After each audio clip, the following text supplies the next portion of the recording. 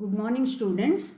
This session is about the rights and liabilities of members of a joint stock company. So let us study about the rights of members first. So members have so many rights in a joint stock company. Their rights can be discussed under three important headings: statutory rights, documentary rights, and legal rights. So which are these statutory rights? So statutory rights are the rights conferred to the members of the company by the Companies Act. Companies Act has given so many rights to the members. They can be discussed under the following headings. First one, right of access to documents and books. So every member has the right to get the copy of Memorandum of Association or Articles of Association, or every member has the right to inspect the statutory registers of a joint stock company like Register of Members, Register of Debenture Holders, Register of Charges, and so on. Every member has the right to get the copy of profit and loss account, balance sheet, annual report, or auditor's report, and so on. So members have the right to access to various documents and books maintained by a joint stock company. Similarly, second one, right to make fundamental corporate decisions. These members are the owners of the company. They are large in number. They cannot directly participate in the management of the company. So they elect a few people as their representatives to manage the day-to-day management of the company, and they are called as board of directors collectively, and individually we call them as directors. But these members have their own right to take various decisions relating to a joint stock company. Say for example, they have the right to take decision regarding the changing of registered office of the company, or changing the objects of the company, or they have the right to take decision regarding increasing the share capital of the company, or altering the contents of articles of association of the company. They can take decision relating to amalgamations or mergers, or they have the right to take a decision regarding buying back of shares, and so on. So they have the right to make fundamental corporate decisions. Third one, right of participation in general meeting. So every member has the right to receive the notices of shareholders meeting. Shareholders meetings are also called as general meeting, and they have the right to appoint proxy for the meeting, and at the meeting they have the right to speak, and at the meeting they have the right to vote. They can demand different methods of voting at the meeting place.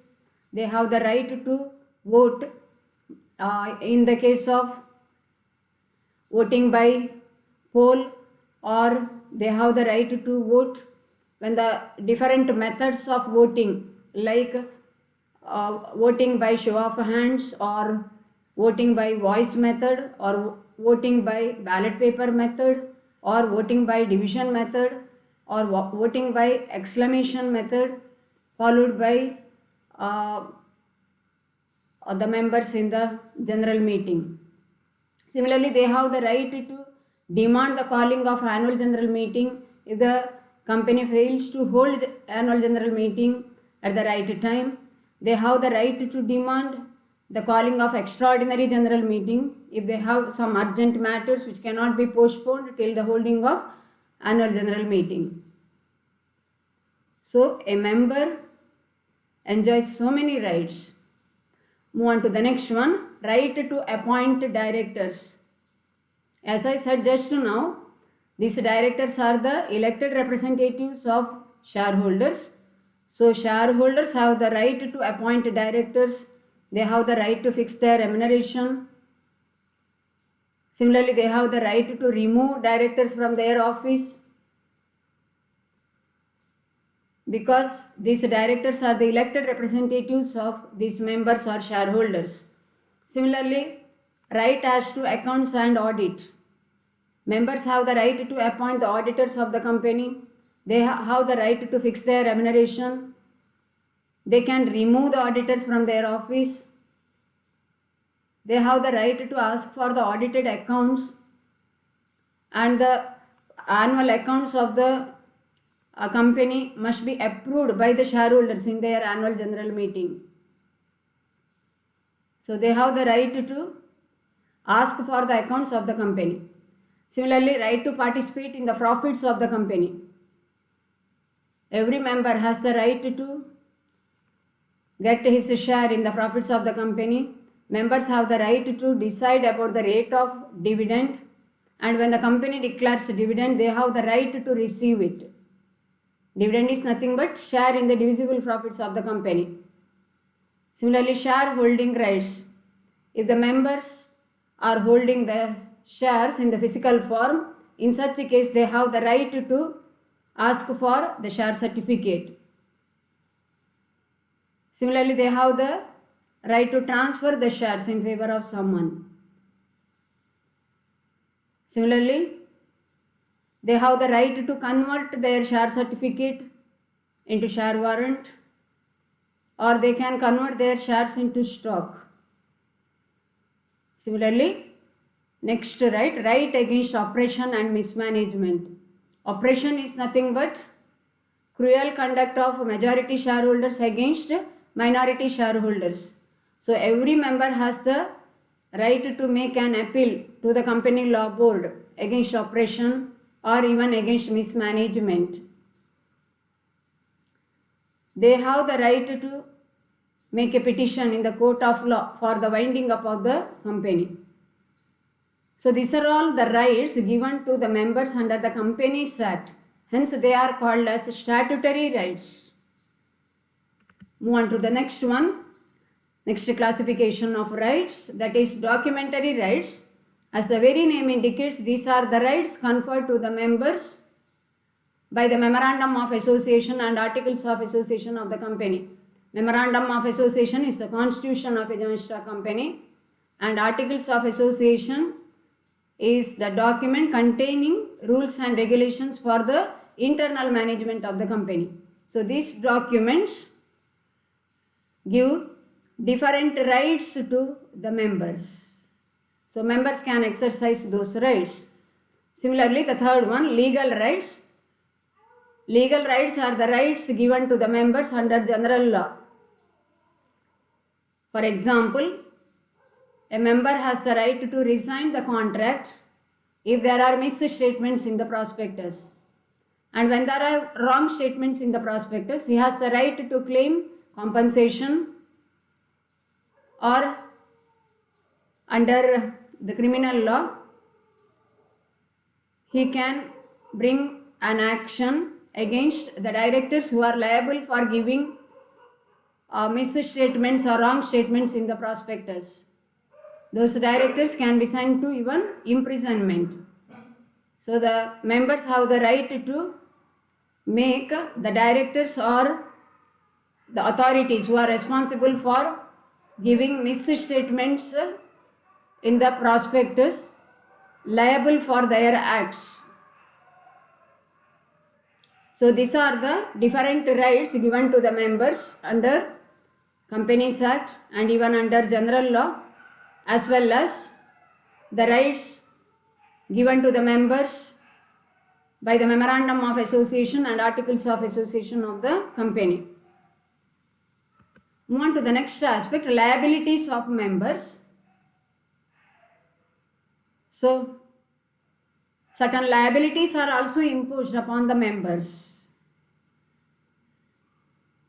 Say for example, in the case of company with unlimited liability, liability of the members is unlimited. That means they are liable for all the debts incurred by a company during the time of their membership.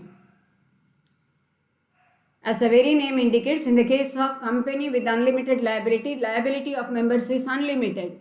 In the case of companies limited by guarantee, liability of members is limited to the extent of amount guaranteed by them, and that guaranteed amount will be mentioned in the liability clause of Memorandum of Association.